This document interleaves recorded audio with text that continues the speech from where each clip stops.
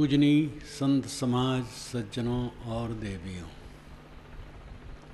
हम लोगों को ये विचार करना चाहिए कि हमारा संबंध निरंतर किससे रहता है,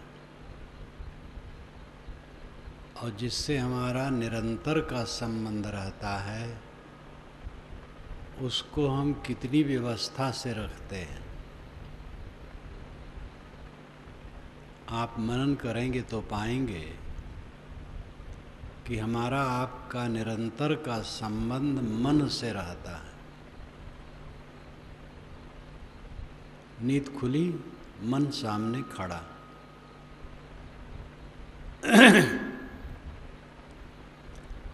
और जागृत अवस्था भर मन सामने रहता है।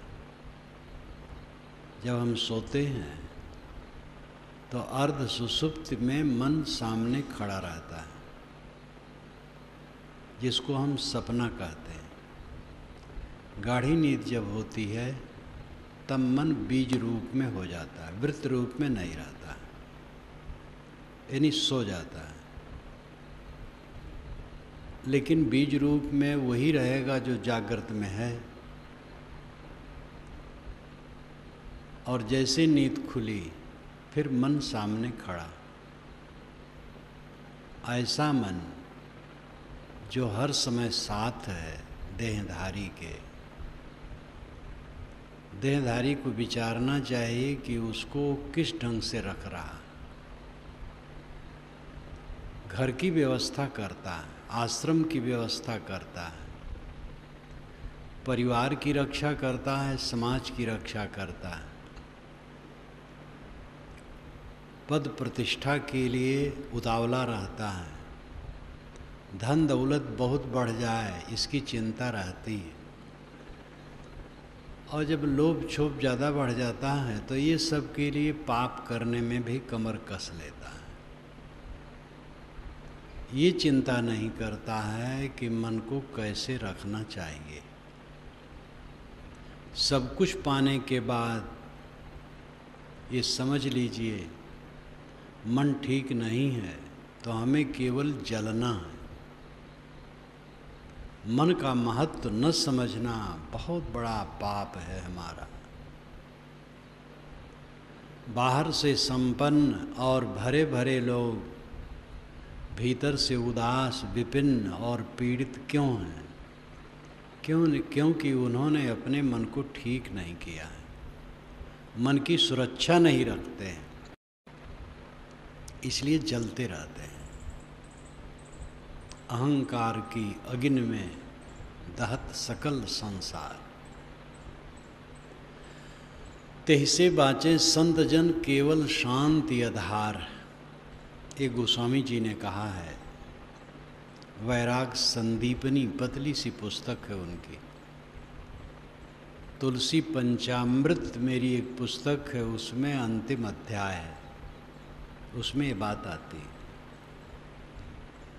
अहंकार की अग्नि में दहत सकल संसार, तेहसे बाँचें संत जन केवल शांति आधार। सद्गुरु राम रहस्य साहेब पंचग्रंथी में कहते हैं, अहंकार हंता माँ सब ही पड़े, हंता माँ सब ही पड़े, हंता देखे साध, हंता ते न्यारा रहे गुरमुख दृष्टि आबाद। सारा संसार अहंकार में पड़ा है। हंता देखे साध, साधु अपने अहंकार को देखता है, या जो अपने अहंकार को देखता है वो साधु है। कहें कबीर सुनो भाई साधो, जीवन भर साहब साधु से बात किए। तो ये नहीं जैसे हम लोग कपड़े पहने हैं साधु के, ऐसे लोग केवल बात किए। साहब सबको साधु मानते थे। साधु यानी अच्छा।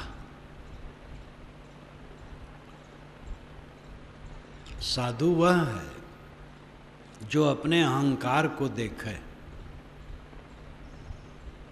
और उसको कुचले।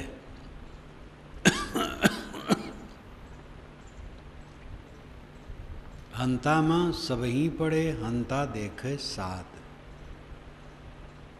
हंता ते न्यारा रहे गुरमुख दृष्टि आबाद।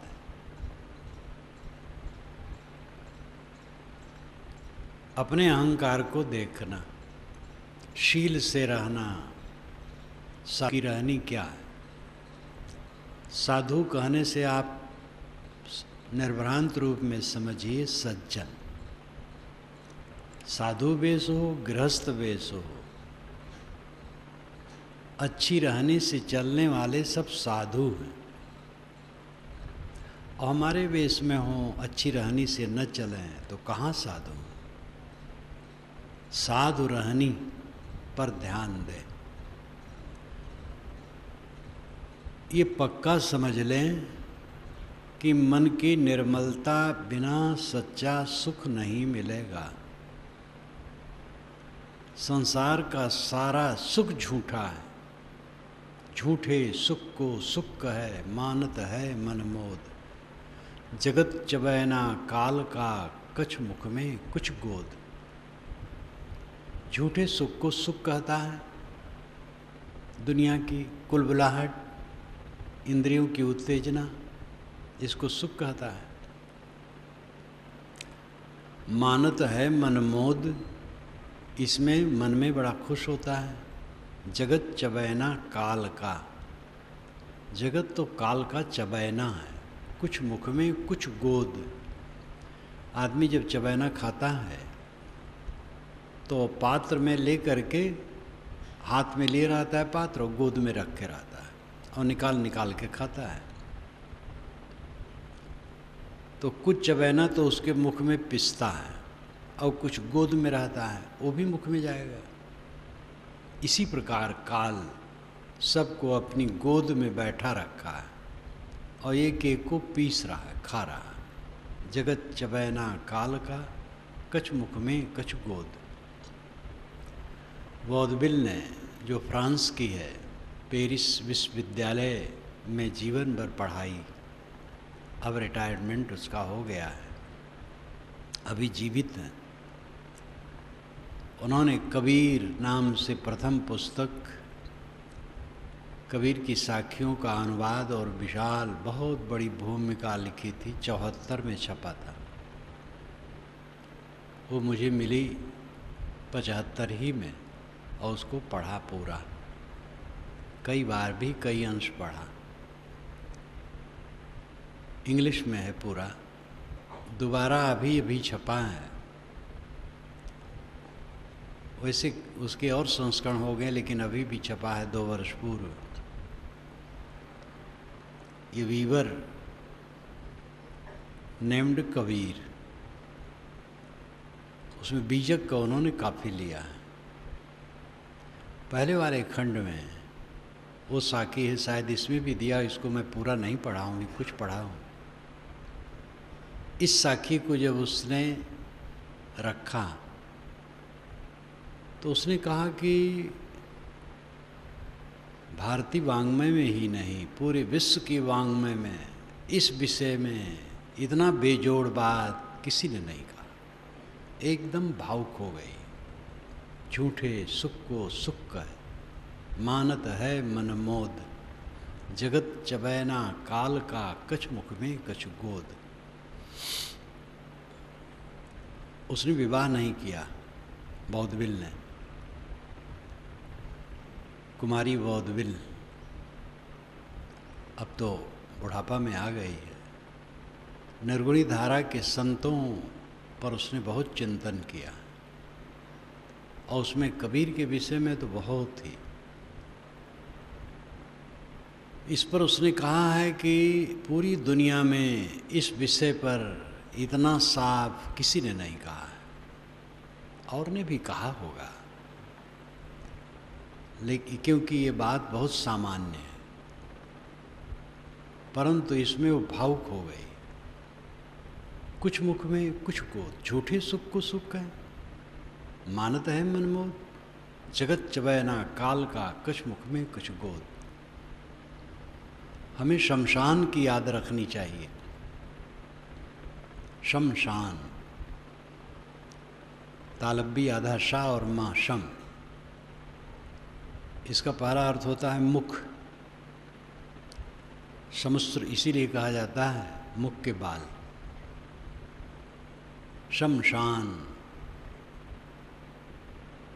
शम का दूसरा अर्थ होता है शरीर, लाश, शव। शान का अर्थ होता है निकस, जहाँ उसको रगड़ा जाता है, साफ किया जाता है। ये हमारी लाश जाएगी, जलेगी जहाँ, वो शमशान है। ये संस्कृत भाषा का शब्द है। हमारे शरीर की अंतिम मंजिल शमशान है। तो कौन सा अहंकार है? शरीर ही अपना नहीं है, किस बात का अहंकार है? हंता मां सब ही पड़े, सब अहंकार में पड़े। हंता देखे साध। जो अपने अहंकार को देखे वो साधु है, और हंता ते न्यारा रहे। देखने का मतलब है न्यारा हो जाना। जब आदमी सांप देख लेगा, बिच्छू देख लेगा, तो अलग हो जाएगा।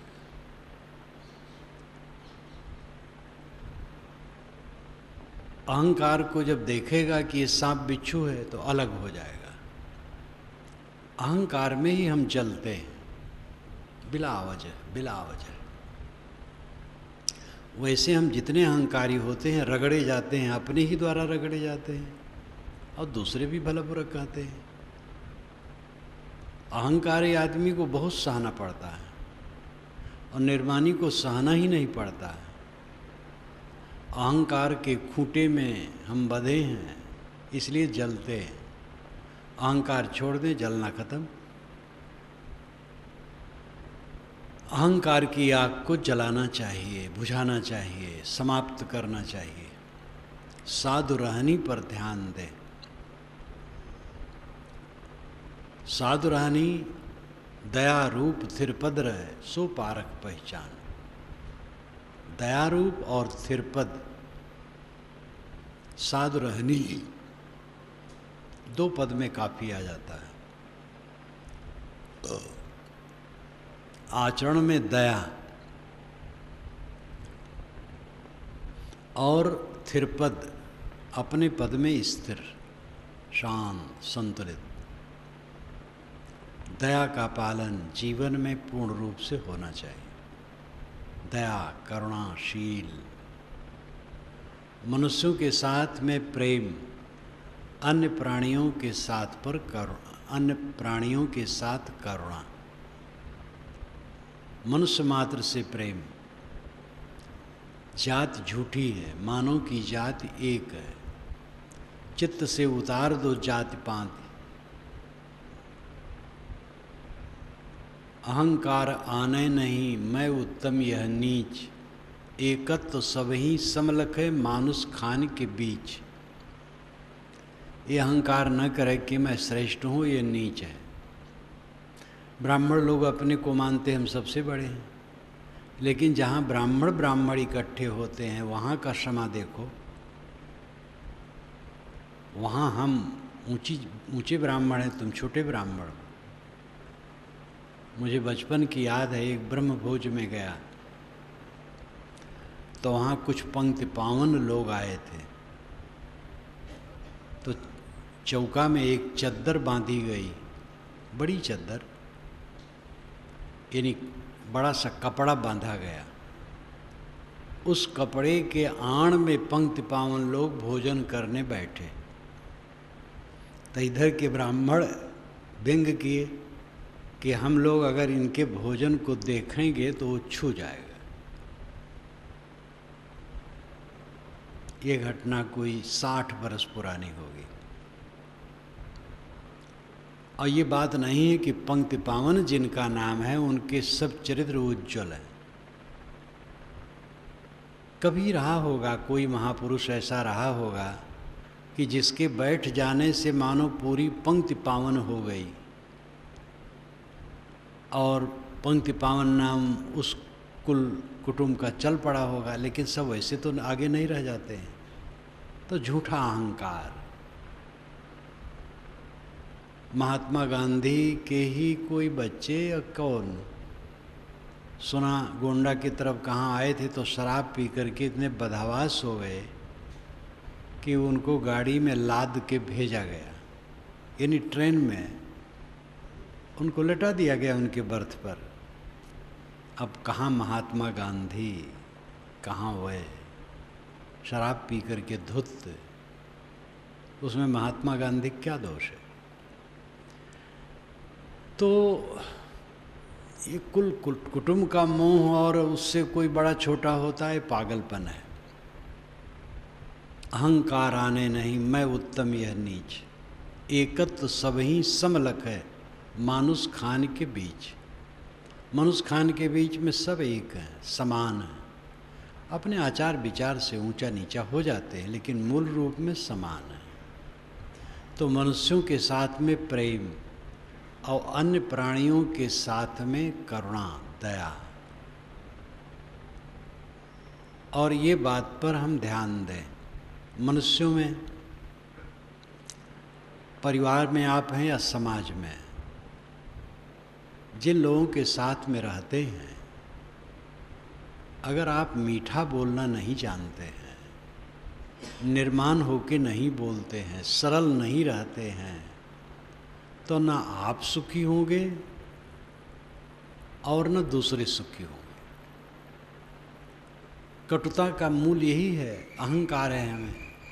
हम ज़्यादा समझते हैं, हमारी बुद्धि ज़्यादा अच्छी है और नैतिकता ऊंची है। ये व्यर्थ का घमंड। सब में नैतिकता है, सब में बुद्धि है। बुद्धि और नैतिकता का घमंड चढ़ बैठता है और हमारी जबान सीधी नहीं रहती है, और उसका परिणाम होता है हमें स्वयं क्लेश होता है और दूसरों को क्लेश होता है। क्लेश दे करके परिवार समाज में कहीं हम सुखी नहीं रह सकते। हमारे मुख से कटु वचन इसीलिए निकलता है कि अहंकार में हम इतराते हैं। जिन लोगों के बीच में हम हैं, मीठे वचन का प्रयोग करें। जहाँ जहाँ हमारा व्यवहार हो, मीठे वचन का प्रयोग करें। दुकान पर भी जाएं, किसी ऑफिस में जाएं, कहीं भी चलते फिरते काम धंधा करते जितने व्यक्तियों से संबंध हो, मीठे वचन का प्रयोग। विनम्र और मीठा, विनम्रता पूर्वक और मीठा बोलने से अपनी तौहीनी नहीं, इज्जत है। मन शीतल रहेगा, अगला आदमी भी शीतल रहेगा। ऐसी वाणी बोलिए मन का आपा खोए, औरन को शीतल करे आपो शीतल होए। जानते तो सब हैं लेकिन भूल जाना होता है, अहंकार आ जाता है। हर आदमी हर समय मानो नशा में डूबा हो, सब पर नशा चढ़ा है। अपने अपने नशा को मारो, हम मारें, आप मारो, सभी मारो। सब लोग नशा में डूबे हैं और यही नशा दुख देता है। परिवार में विखंडन करता है, समाज में विखंडन करता है। एक कटु वचन परिवार और समाज में जहर बो देता है। मीठा वचन आनंद की लहर ला देता है। सदैव मीठा वचन बोलो, झुक करके चलो। छोटों से भी झुकना बुरा नहीं। कोई हमारा बच्चा है, उससे अगर हम विनम्र होके बोलें, झुक जाएं, तो उसको भी सोचना पड़ेगा। हमें शीतलता मिलेगी, उसको शीतलता मिलेगी। मनुष्यों के साथ में सुंदर बर्ताव, प्राणियों पर दया। छोटे छोटे जीव जंतु हैं, सांप बिच्छू मार देना चाहिए, लोग मानते हैं। अरे बिच्छू ऐसे भाग जाएगा बेचारा, सांप भी सामने कहाँ आता है। यहाँ सांप रहता है, खूब स्वतंत्र होकर घूमता है समय समय से। हम लोग कभी नहीं मारते। हमारा मूल गुरुआश्रम बढ़ारा गोंडा जिला में, अभी भी वहाँ बिजली नहीं है। तालाब है, चारों तरफ भिट्ट है, दक्षिण भिट्ट पर आश्रम है, जहाँ मैं प्रथम बार सन 50 में गुरुजी के पास आया। वहाँ भयंकर सांप है। जब तक मैं वहाँ देखता रहा, बहुत बिस्तर, बड़ा फण वाला, अनेक बार ऐसे रेंगता हुआ चला जाए। रात में लोगों के ऊपर से भी चला गया, काटा नहीं। एक बार तो शाम के टाइम कोई 3 बजे आश्रम के पीछे एक झोपड़ी, उस झोपड़ी में एक जंगले में बैठा, फण निकाले, मस्त बैठा रहा। लोग देखे तो मैं गया। मैंने कहा, भाई क्यों यहाँ बैठे हो, चले जाओ, हमारी बात वो क्या जानेगा। लेकिन आहट पाया तो सिर को नीचे रखा और सड़क के उत्तर तरफ चला गया बसवारी में। हम लोग कभी नहीं मारे, आज तक वहाँ किसी को नहीं काटा है, अभी भी रहा होगा शायद। यहाँ तो मैंने बताया ही, यहाँ सांप रहता है, बड़ा लंबा सांप है, आता है जाता है, घूमता है। वो भी जानते हैं लोग मारते नहीं, ये भ्रम है। काल है मार दो, काल कौन है जो मारे? काल तो आप बन गए और उसको काल कहते हैं। साहस रखो, किसी जीव को मत मारो, किसी को पीड़ा ना दो। कुछ लोग बैठे हैं, मच्छर आए पट दे मार दे, ये ठीक नहीं।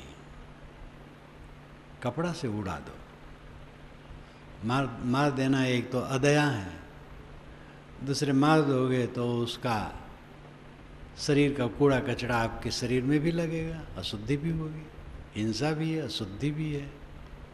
तो कितने लोगों की आदत होती है, मच्छर बैठा पट दे मार दे। साधु सज्जन के लिए तो बिल्कुल ही गलत है, उनका आदर्श ही खराब हो जाएगा, मन खराब होगा, आदर्श खराब होगा। आसपास में जो बैठे होंगे वो क्या समझेंगे कि ये तो बाबा मच्छर मार रहे हैं। मच्छर को भी मत मारो, उड़ा दो। और चींटी हैं, कोई जानवर हैं, अपने से बचाओ। और मरने वाले तो मरते हैं, कोई रोक नहीं पाता। असक रहे चुप सोए, श्री रामराज साहब ने कहा है। श्री रामराज साहब ने पंचग्रंथी में बहुत व्यवहारिक बातें कही। छोटे छोटे जीव को बचावे, अपनी शक्ति चले तक। शक्ति बाहर है, चुप रहे, क्या करे। कई बार मैं देखता हूँ, बाथरूम में जाता हूँ लक्षणका करने, छोटे छोटे जीव, तो उंगली को भिगा करके उन जीवों को चिपका चिपका के अलग झाड़ देता हूँ। कहाँ तक झाड़ो? अब पानी चला, बहा, कौन मरा, वे क्या करेगा? व्यवस्था है, चलते हैं, आंखों से देख के चलते हैं, लेकिन अब कहाँ कौन जीव पड़ जाता है पैर के नीचे, क्या पता। तो असक रहे चुप सोए, शक्ति चले तक रक्षा करे, असक रहे चुप सोए। रामराज साहब ने बहुत व्यवहारिक कहा, शक्ति चले तक किसी जीव को तकलीफ न दो, और शक्ति बाहर है, चुप हो जाओ, करोगे क्या। ये छोटी छोटी बातों पर ध्यान देने से अपना चित्त कोमल होता है।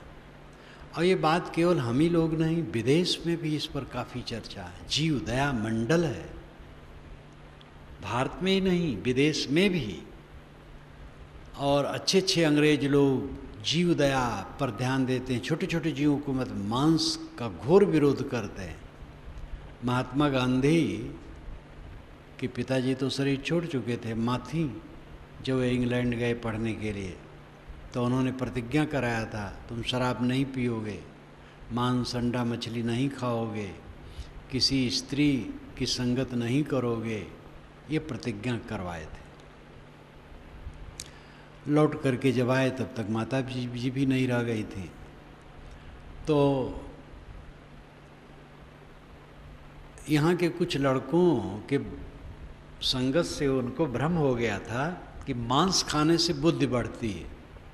अंग्रेज लोग मांस खाते इसलिए उनकी बुद्धि तेज है। हम लोगों को मांस खाना चाहिए। तो गांधी जी ने सोचा था इंग्लैंड जाऊंगा, पढ़ूंगा, मांस तो नहीं खाऊंगा, माता ने प्रतिज्ञा करवाया है, लेकिन जब लौटूंगा भारत तब मांस खाऊंगा और मांस का प्रचार करूंगा। जब इंग्लैंड गए तो अब मांस नहीं खाना था, शाकाहारी भोजनालय खोजे तो मिला, फिर शाकाहारी संस्था मिली, पत्र पत्रिकाएं मिली, वो सब अंग्रेज। न वे मांस खाते थे, न अंडा, न मछली, और इसका घोर विरोध करते थे, और इसमें गोष्ठियाँ करते थे और पत्र पत्रिकाएं छापते थे। तो गांधी जी उसके सदस्य हो गए।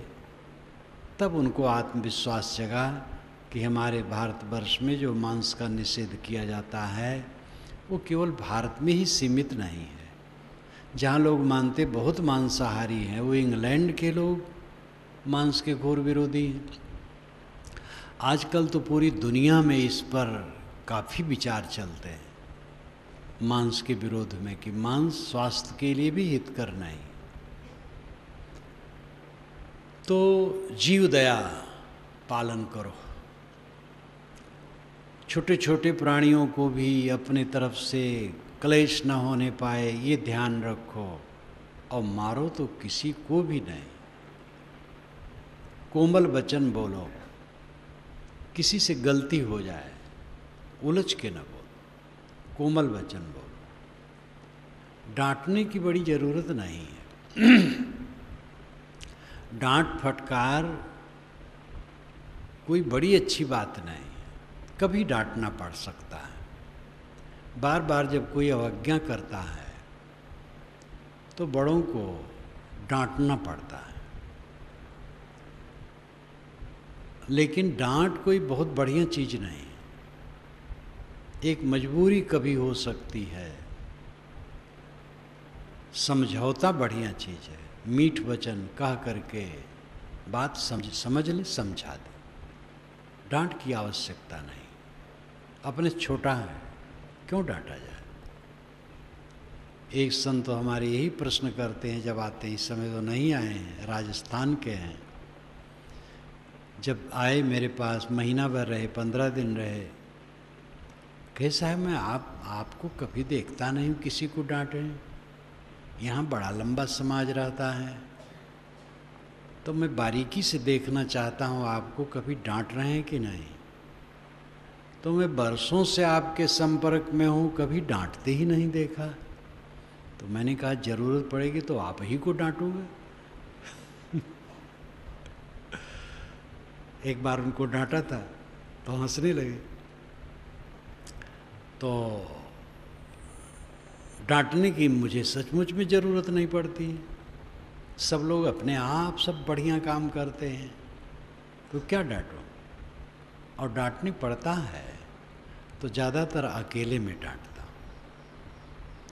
अब कहीं मुझसे ही उत्तेजना हो जाए सबके बीच में और कह दूँ, हो सकता है, नहीं तो जब जिसकी त्रुटि देखता हूँ, एक तो यही जानता हूँ कि त्रुटि किए, फिर अपने आप उनको ग्लानि हुई होगी, उसको दूर कर देंगे।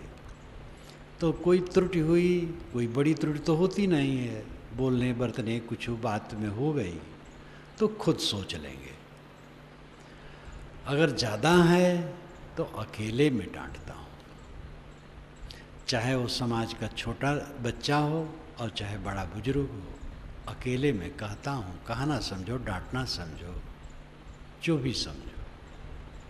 अब अकेले में आप चाहे जितना डांटो वो खराब नहीं पड़ता, अगर सुपात्र है आदमी तो। सुपात्र नहीं है तो चाहे पैरे पड़ो वो नहीं सुधरेगा, और सुपात्र है तो मीठ कहो, डांट भी दो तो सब मीठा मानेगा। कुल मिला करके डांट कोई बढ़िया चीज़ नहीं है, डांट फटकार, मीठे वचन का प्रयोग ही बढ़िया। बच्चों को डांट दें, शिष्यों को डांट दें। कितने लोग समझते हैं बच्चों से सीधे मुंह बात न करें तब वो ठीक रहेंगे। कितने गुरु लोग शिष्यों को एकदम उनके ऊपर गरमाए रहते हैं, मीठा वचन नहीं बोलते। मैं इसमें विश्वास नहीं करता हूँ। मैं तो सब साथियों को मित्र मानता हूँ, सब मित्र हैं। और प्रेम से आपस में रहने की जरूरत है। कोई आगंतुक व्यक्ति है, मान लो ये कोई बच्चा आ गया और उससे कुछ करते धरते नहीं बना, तो मीठे वचनों हमें कहना चाहिए, कट नहीं कहना चाहिए। अब हम ही से भूल हो गई, उत्तेजना हो गई तो ग्लान करना चाहिए, फिर आगे नहीं कहना चाहिए। अगर अपनी गलती समझ में आ जाए तो बराबर वो गलती नहीं होगी। अब अगर हम गलती ही को सही माने रहेंगे तो बराबर गलती करते रहेंगे। साधु रहनी, सज्जनों की रहनी है, कोमल रहनी। मैंने शुरू में कहा था कि आपके साथ सदैव कौन सी वस्तु है? मन। देहधारियों के साथ हर समय मन है, और मन नीचे से ऊपर तक कांटेदार, तो चुभेगा। हमने अपने कटु वचन से, गलत धारणा से, गलत बर्ताव से अपने मन को कांटेदार बनाया है, इसलिए वो चुभता है, हरदम चुभता है। मन को सुंदर बनाएं, शीलवान बनाएं, निर्मल बनाएं। घाटा हो गया, नुकसान हो गया, बिगड़ गया, कुछ नहीं हुआ, और हमारा मन खराब हो गया तो सब बेकार हो गया। मानो ये कोई कीमती चीज़ है और किसी से बिगड़ जाए, तो चीज़ बिगड़ी, वो क्या बिगड़ी, और हमारा मन बिगड़ा तो बहुत नुकसान हुआ। चीज़ तो बिगड़ेगी, आज नहीं बिगड़ेगी कल बिगड़ेगी। और जो काम करता है उसी से बिगड़ता है, जो काम नहीं करेगा क्या बिगड़ेगा। इसलिए किसी बात को लेकर के उत्तेजना नहीं होनी चाहिए। उत्तेजना हमारी दुर्बलता है। उत्तेजना शून्य जीवन, प्रतिक्रिया शून्य जीवन, रिएक्शनलेस मन शांति का सागर होता है।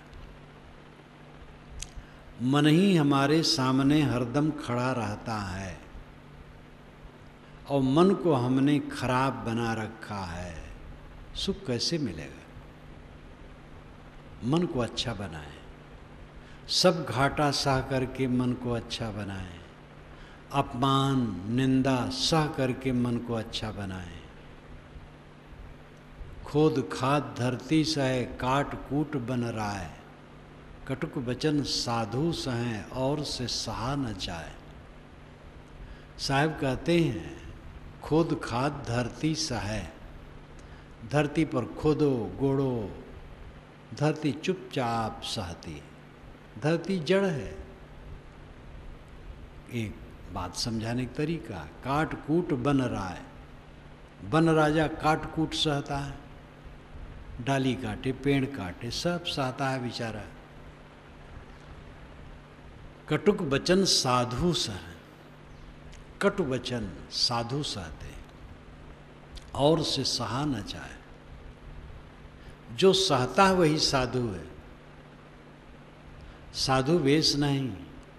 जो हम लोगों का साधु वेश है, ये साधुता का लक्षण नहीं है, किंतु साधु वेश है।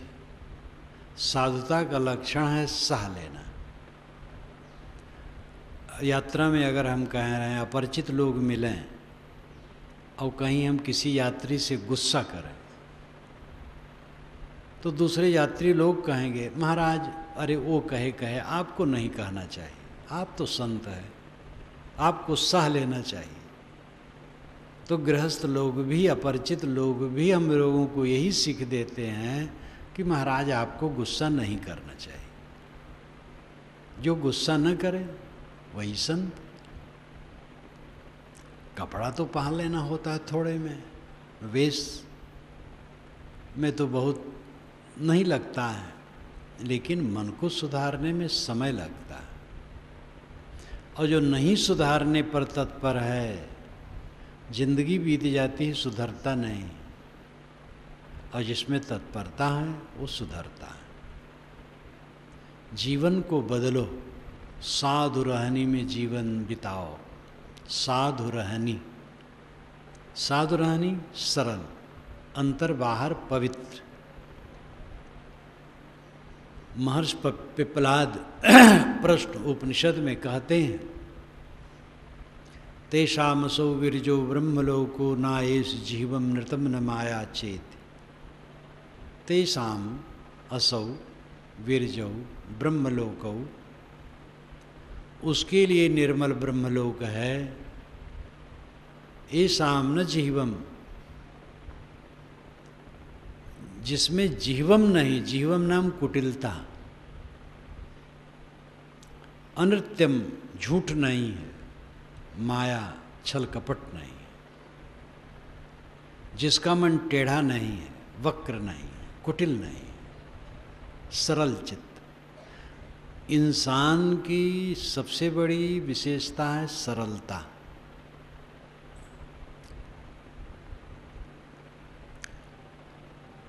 और सत्यता, और फिर निर्माया, छल कपट नहीं। अपने को मांजने की जरूरत है। एक कलाकार अनगढ़ पत्थर को छीनी हथौड़ी से छीन छीन कर सुंदर मूर्ति का रूप देता है, सुंदर सुंदर वस्तुएं बनाता है।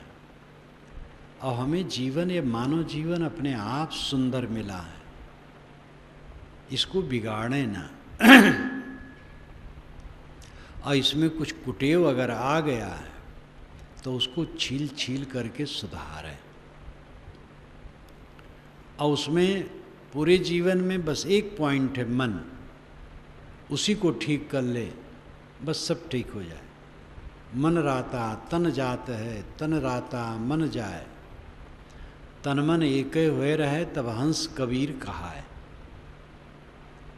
जहाँ मन राता वहाँ तन जाता है। राता नाम आसक्त, मन जहाँ आसक्त होता है वहाँ तन जाता है। शराब में जिसका मन आसक्त है, शराब की दुकान पर उनका तन जाता है। और तन राता मन जाए, जहाँ तन आसक्त है, इंद्रियां आसक्त हैं, वहाँ मन जाएगा। अगर इंद्रियां भोगों के लिए लंपट हैं तो मन बारंबार उसी तरफ खींचेगा। मन आसक्त है तो तन जाएगा, तन आसक्त है तो मन जाएगा। लेकिन तन मन एक हुए रहे, जो जिसके तन और मन दोनों सम हो गए, शांत संतुलित, हंस कबीर कहा है। कबीर साहब कहते वो हंस है।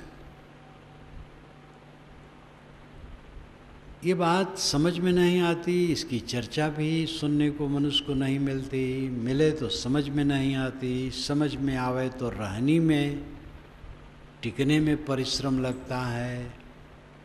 त्याग, हर रहनी का मूल्य है त्याग।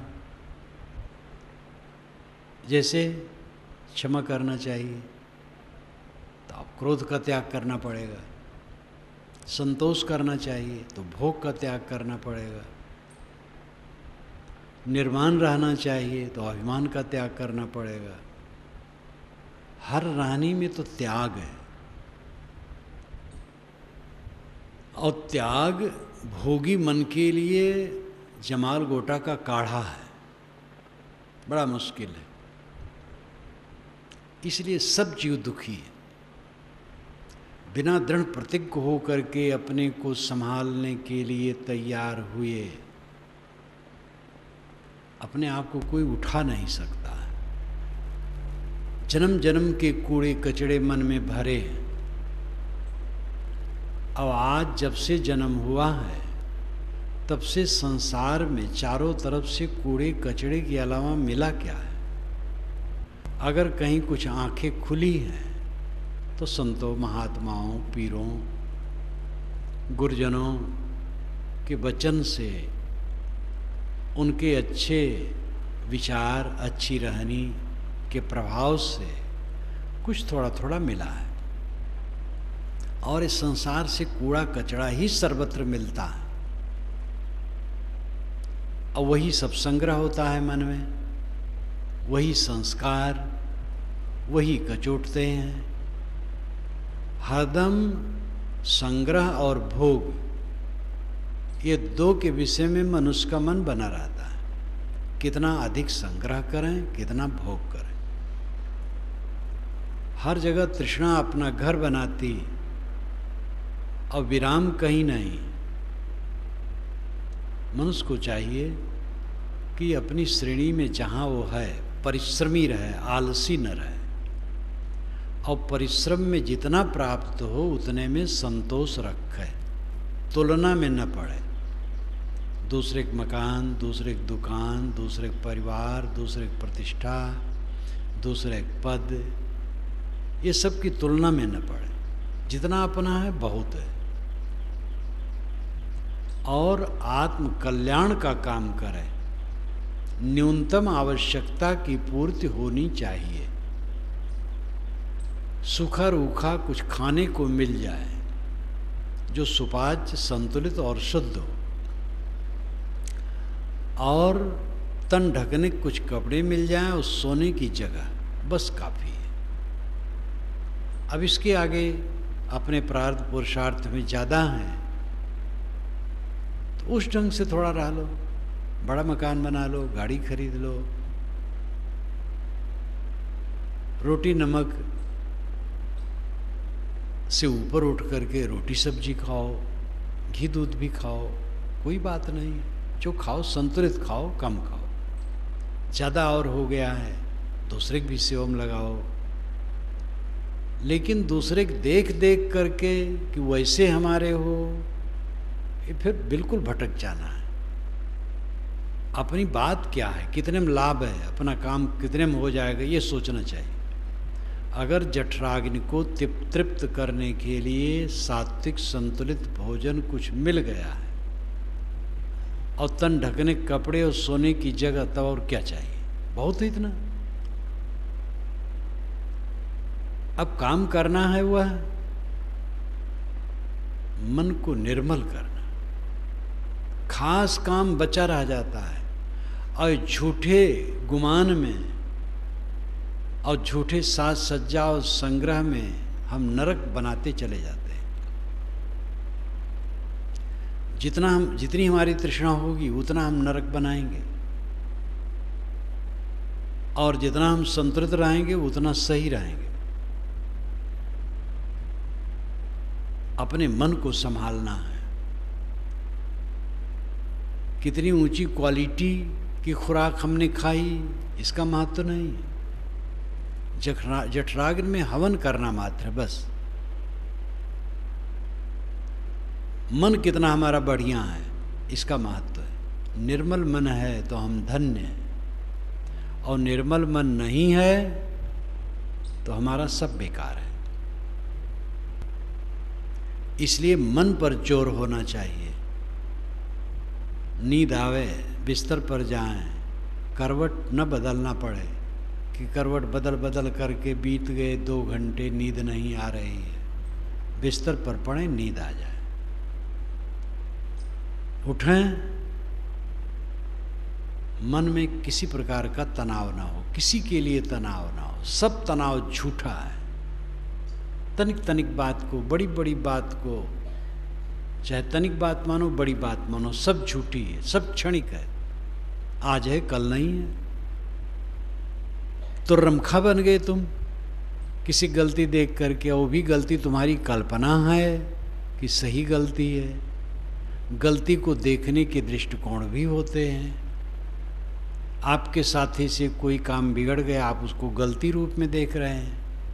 आप करते जब आपसे बिगड़ता, तब जो काम बनाएगा उससे बिगड़ेगा। क्यों दुखी हो? स्नेह दो उसको, कह दो कोई बात नहीं, बिगड़ने दो, तुम न बिगड़ो, तुम्हारा मूल्य ज़्यादा है। एक साथी ने मुझसे एक बार कहा, मैंने कहा जाओ ये चीज़ ले आओ, तो लौट के आए, कहे साहब बहुत महंगा है। मैंने कहा तुम लोगों से ज़्यादा महंगा है? तो हंसने लगे, तो ले आए। जो हमारे साथ मनुष्य रहते हैं उनसे कीमती कुछ नहीं है। और हम मनुष्यों का मूल्य नहीं मानते हैं, पैसा का मूल्य मानते हैं, चीज का मूल्य मानते हैं। और जहाँ धन मूल्यवान हुआ तहाँ जन का व्यवहार खराब हुआ, ये पक्का समझ लो। और जहाँ जन का मूल्य है वहाँ धन दूसरे नंबर में है। धन जन के लिए है, कलह किसके लिए होता है? धन के लिए। और जन के प्रति हमारी श्रद्धा हो तो धन के लिए कलह नहीं होगा। श्री राम और भरत में कलह नहीं हुआ क्योंकि दोनों ने धन को महत्व नहीं दिया। श्री राम के लिए राज्य प्रस्तुत था। अगर श्री राम बैठ जाते अयोध्या, कोई हटा न सकता, पूरी सत्ता उनके साथ थी। लक्ष्मण ने तो कहा भी था, वाल्मीकि रामायण में आता है, कहा भैया आप बैठिए गद्दी पर, मैं देखता हूँ। पिताजी तो अस्त्रैण हैं, मेहरचरा, उनको या तो जेल में डाल दें या मार दें। आप बैठिए गद्दी पर, मैं देखता हूँ कौन मेरे सामने आता है। कौशल्या ने राम से कहा, इनकी बात सुने। राम ने कहा, मेरा साहस नहीं। बड़ा बढ़िया वर्णन है रामायण में। अयोध्या कांड रामायण का दिल है। गोस्वामी जी भी अयोध्या कांड में ज़्यादा चमत्कार नहीं जोड़ पाए। रामायण पढ़ना चाहें कथा की दृष्टि से तो अयोध्या कांड पढ़ें, वो दिल है, रामायण का दिल है। तो राम को कोई हटा नहीं सकता था। भरत आ जाते, और भरत तो चाहते ही कि राम गद्दी पे बैठे। भरत को राज्य मिल गया था, बैठ जाते, नहीं बैठे। तो राम और भरत दोनों ने धन को धन नहीं माना, जन को धन माना। राम ने भरत को धन माना, भरत ने राम को धन माना।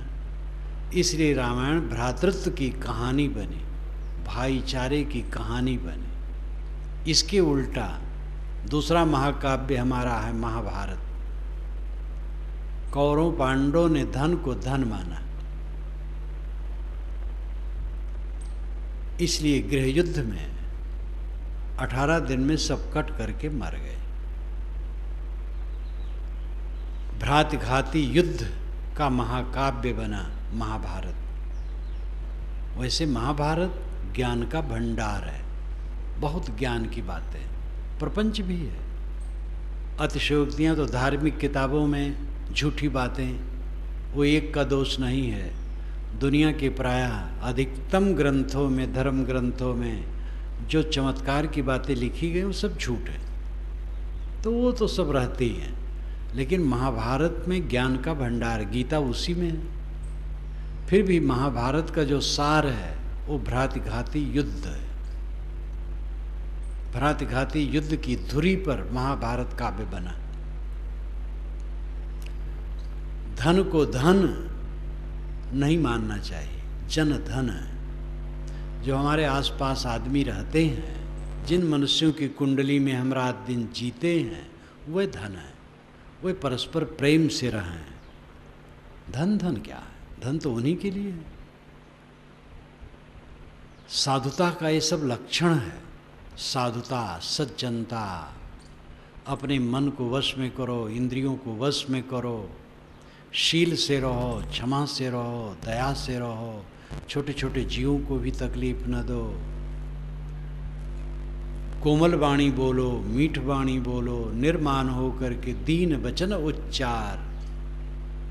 गुरु साधु के आश्रिता दीन वचन उच्चार। श्री रामराज साहब ने कहा, गुरु साधु के आश्रित रहो और दीन वचन उच्चारण करो। यानी गुरु साधु से विनम्र रहो, अहंकार न करो, झुक करके रहो। ऐसे माता पिता, बड़े बूढ़े, बड़ा आश्चर्य है, आदमी इतना भटक जाता है। माता पिता जिन बच्चों को प्यार करते हैं, उनकी टट्टी पेशाब धोते हैं, दुलराते हैं, पुचकारते हैं, वही जवान हो करके माता पिता से बात नहीं करना चाहते। कितने असभ्य शिष्य भी होते हैं ऐसे कि जिन गुरुजनों से सीखे, समझे, पाए, उन्हीं से अहंकार कर बैठते हैं। कल्याणार्थी ऐसा नहीं कर सकता।